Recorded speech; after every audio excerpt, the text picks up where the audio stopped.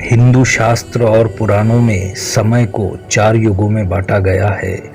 समय की निर्धारित काल अवधि को युग कहा जाता है, जो कि 4 युगों में विभाजित है, और वो सतयुग, त्रेता युग, द्वापर युग और कलयुग है।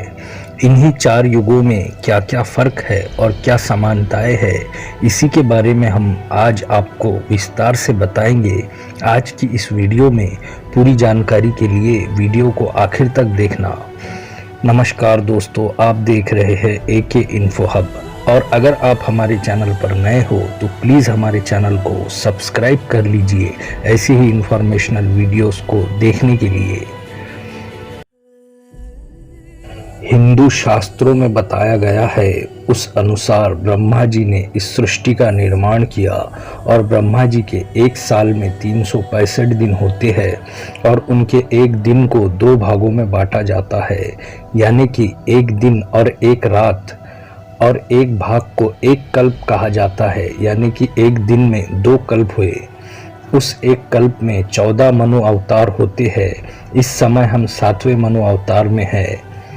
एक मनु अवतार में 71 महायुग होते हैं, और उसमें एक महायुग जिसमें 4 युग होते हैं, जिसमें सतयुग, त्रेता युग, द्वापर युग और कलयुग। इस प्रकार देखा जाए तो ब्रह्मा जी का दिन हमारे 4 अरब 32 लाख साल के बराबर होता है।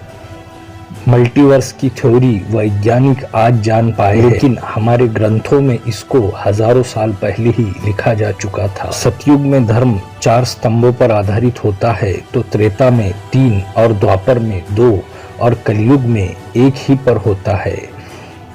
अब देखते हैं इन 4 युगों के बारे में, जिनमें से सबसे पहला युग है वो है सतयुग, जिसमें धर्म 4 स्तंभों पर खड़ा हुआ है। जिस युग में सभी इंसानों ने स्वार्थ का त्याग किया हुआ है और सभी एक दूसरे की मदद किया करते हैं।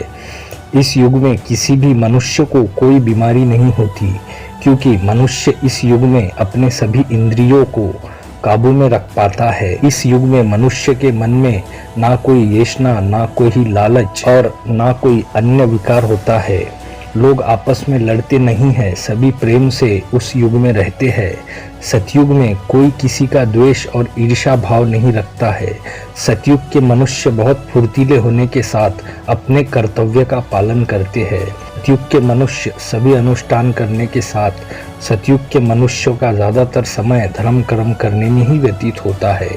इस युग में कोई वर्ण नहीं होता है, तो सभी मनुष्यों को शिक्षा और शस्त्र कला दी जाती है। सतयुग में मनुष्य की लंबाई लगभग 32 फुट होती है, और उसी के साथ मनुष्य इस युग में अपनी इच्छा से देह त्याग कर सकते हैं। सतयुग की कालावधि 17,32,000 वर्ष होती है।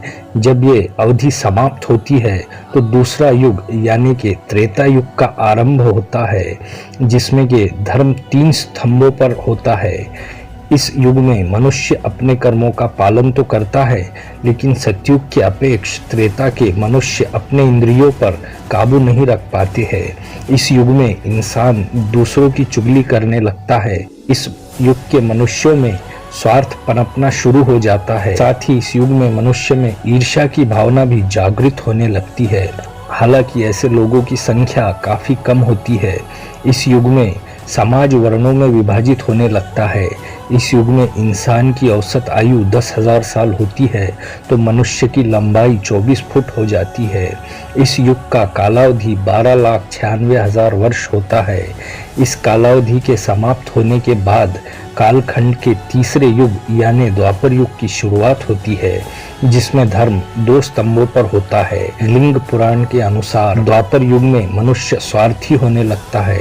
अपने कई भौतिक सुखों के लिए इंसान कई तरह के अधर्म करने लगता है। जैसे ही इस युग में समय चक्र चलता जाता है, वैसे ही इस युग में इंसान काम, क्रोध, लोभ, ईर्ष्या, स्वार्थ जैसे दुर्गुणों से ग्रसित होने लगता है। इस युग में मनुष्य अपने इंद्रियों पर काबू नहीं रख पाता है, तो इस युग में मनुष्य की पहचान कर्म से नहीं बल्कि जन्म से होती है। इस युग में सभी मनुष्य वर्ण और जातियों में विभाजित हो चुके थे।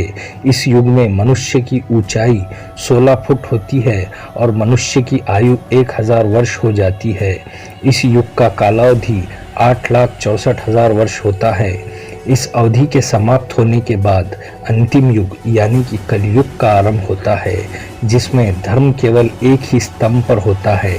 इस युग में धर्म का लोप होने से मनुष्य की प्रवृत्ति में बदलाव होकर मनुष्य में काम, क्लेश, लोभ, शरीर रोग तथा द्वंद्व बढ़ने लगता है।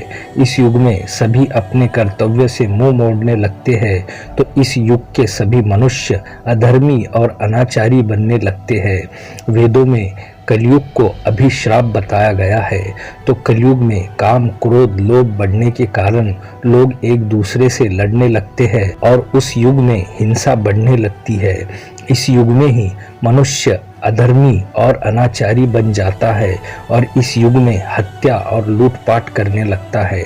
इस युग में मनुष्य की लंबाई घटकर 5 से 7 फुट हो जाती है, तो मनुष्य की आयु घटकर 70-80 वर्ष ही रह जाती है।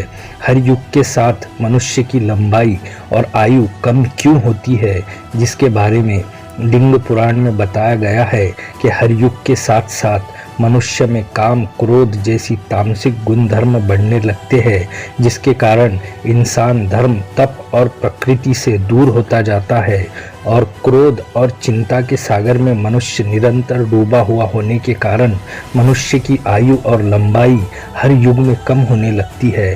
कलयुग का कुल कालावधि 4,32,000 वर्षों का होता है। तो इस कालावधि के समाप्त होने के बाद सृष्टि के दूसरे समय चक्र की शुरुआत होती है, तो पुनः सतयुग का आरंभ होता है। उम्मीद है कि इस वीडियो में से आपको कुछ ना कुछ इन्फॉर्मेशन ज़रूर मिली होगी। अगर आपको ये वीडियो अच्छी लगी तो प्लीज़ हमारे चैनल को लाइक, शेयर और सब्सक्राइब करें। ऐसे ही इन्फॉर्मेटिव वीडियोस को लगातार देखने के लिए धन्यवाद। जय हिंद, वंदे मातरम।